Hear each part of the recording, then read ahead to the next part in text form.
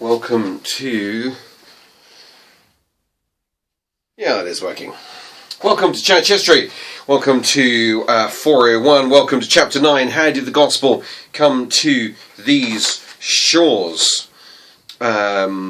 Firstly, a bit of a book review. Moira Astin, the other lecturer on church history, she's really keen on these. These are fiction, but they're historical fiction, and they're written really well, and she really likes them. So this is Peter Tremaine's series. This is Book 1, Absolution by Murder, in which some clever monk finds herself at the Synod of Whitby, the Sister Fidelma mystery, and she solves the murder. But in the midst of all that, you've got all sorts of throwaway, quite interesting lines about what's really going on there at Whitby. J.R.H. Moorman's History of the Church in England, I find very good, very interesting, generally over a brief overview of the history of the Church in England. This is the one that everybody quotes in their essays. Not angels but Anglicans. There's a joke there. I hope you're getting it, and if you're not, you will shortly. A collection of essays put together with Henry Chadwick. Not really sure about this one so much. Bit obscure, I've found, in terms of your ability to use it in any essay. But I happen to have it on my shelves, and I just wanted to show off that I have more books than you do. Well, I don't know. Actually, if you're like some of my friends, I've got nothing like the number of books that you do. I flashed these sort of books at you earlier in terms of their thinness and ease. This one is simply Faith in the Medieval World, rather a general book, but nonetheless gives you sort of a broad picture and an easy one to reference and use as a footnote. But probably the book you will want to be getting access to is some sort of History of the English People, History of the English Church and People by Bede. So there's a bit of an original source type of thing, and you do well to get hold of something like that. Doesn't need to be that translation. I'm sure there's lots of translations that you can be looking at. And did those feet in ancient times walk upon England's... No, they probably didn't. But it's still a great song, and maybe for different reasons. We like its metaphor and its poetry for different reasons than trying to pretend that there may be a literalism of this. So no, they didn't. The earliest written record of Joseph of Arimathea comes from around 1250 in an addition to the Chronicle of William of Malmesbury. No. But maybe the first Christians came here in 177 AD, after the death of Blandina. You remember her being tossed by bulls. It may be that some Christians fled from southern France and came here. The first known Christian, recorded Britain Christian, is Alban. And you may know the story of St. Alban. If you don't, look it up in Bede, he'll tell you. But we're not sure when to date it. We tend to date it at 304, shortly after the Diocletian persecution. But maybe it should be dated to 209, an earlier date. So we find by 314, the Council of Arles, we know of 3 British bishops that go to that council in Arles. We know of Eborius of York, Restitutus of London, and Adelphius of Colchester.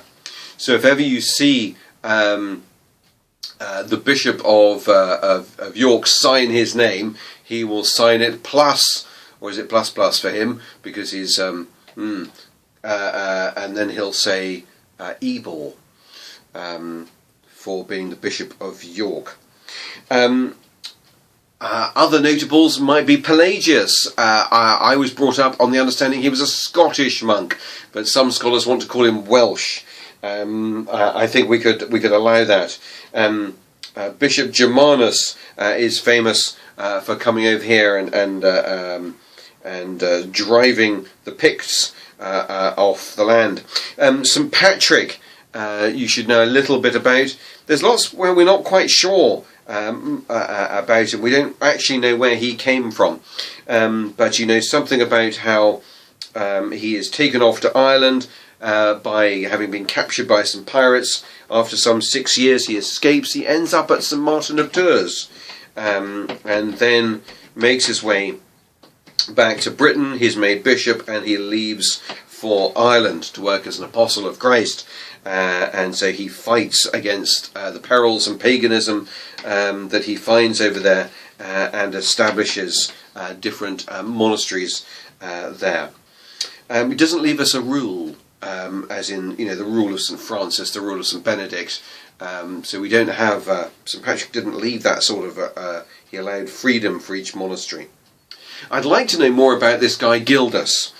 Gildas wrote in Wales about 535 AD, and he's clearly severely critical of the British clergy, who he describes as unworthy wretches wallowing after the fashion of swine in their old and unhappy puddle of intolerable wickedness. Well, there you go. So I'd be interested to read more of Gildas. I've written in here something about St Columba, but I really want to move on to St Augustine of Canterbury. We start the story with St Gregory the Great, the Bishop, the Pope of Rome, and he sees how the Roman Empire has been overrun by hordes of barbarians who have pushed the church to one side, and England has suffered. And in 586, he's wandering through the market, and he hears some Anglian boys being sold, and the tradition goes that he mistook the cry of Angles, English, for the cry of angels. And as a result, his missionary zeal is inspired, and he wants to send a mission to England. He starts by buying up Anglican slave boys in order to educate them in the Christian way, with intent to send them back to their own land as ambassadors for Christ. I'd really love to read anything that might suggest how that played out, how that worked out. That would be interesting. So he gathers, Gregory tries to go himself, but his people won't let him. So he sends Augustine and a troop of others off to it, Augustine hears about all the scary stuff that's going to be happening in England, and how terribly scary it is, and his courage and obedience fail him. He returns to Rome, and Gregory says, no, back you go, back you go. He lands 597 and finds Ethelbert, King of Kent, to be civilized and considerate, and he finds that Ethelbert's wife, Bertha, is a Christian, and so he has a good start. Bertha comes with a chaplain, Liudhard, and Liudhard has already done a lot of the groundwork, and so when Augustine and the monks get going, there seems to be a large number of converts. It seems that in 597, 10,000 converts were baptized on Christmas Day. That's just a vast amount of paperwork from my perspective, but I imagine that they probably weren't so fussed about it then. But nonetheless, Augustine writes his letter to Gregory in Rome and says, this is how things are going. Do you remember we're talking about Augustine of Canterbury, all right, and not Augustine of Hippo. So do be careful in your essays how you do that. It's an easy slip, we've all done it, try not to do it. Gregory continues to support the mission of Augustine in England, sending books and relics and advice. Money given to the church should be divided into 4 parts. 1 part to the bishop, 1 for the priest, 1 for relief to the poor, and 1 for the upkeep of the church. So he's giving advice. And later he says, I've decided after a long deliberation about the English people, about their churches, whether we should be tearing down these pagan buildings. And Gregory comes back and says, no, you can destroy the idols, but not the buildings, and instead take holy water and sprinkle it in these shrines and build altars and place relics in them. And so that's why we have many old churches have got a lady well or something like that, that would have been originally used for pagan purposes. Excuse me. Gregory dies 604, Augustine dies 604. So his mission only lasts 7 years, but he gets a long way, and he gets a good head of steam underway in all of this. All right. Now, meanwhile, in the north, Augustine of Canterbury is joined by an Italian monk called Paulinus. And Paulinus arrives and travels north. He goes there with a man known as James the Deacon, who I think is the most important person in English church history, but nobody else does. Never mind. And now is a good time to tell you the story about the sparrow in the hall. And Bede tells this very well. And this is about trying to explain how some of these northern pagans decided that they would follow Christ. And we have this story of how they're in this barn, and there's this fire burning at one end, and a sparrow flies in one window and flies out the other window. And somebody says, look, you know, that's like life. You know, we come from, who knows, from the darkness, and there's this moment where we see life and we know something, and we fly out, and who knows where that is too. These Christians have come, and they have preached to us a sense of that they do know where we have come from and where we may go beyond death. And so for that reason, we should think of becoming Christians. And so we have the beginning of the conversion of the north. Now, we end up with trouble at north, resulting in Paulinus fleeing south, but James the Deacon stays. And that's why I love James the Deacon, because he stayed and continued the mission. And you've got a bloke, 634, called Oswald, living on the island of Iona. And he has an opportunity now to be king of the north.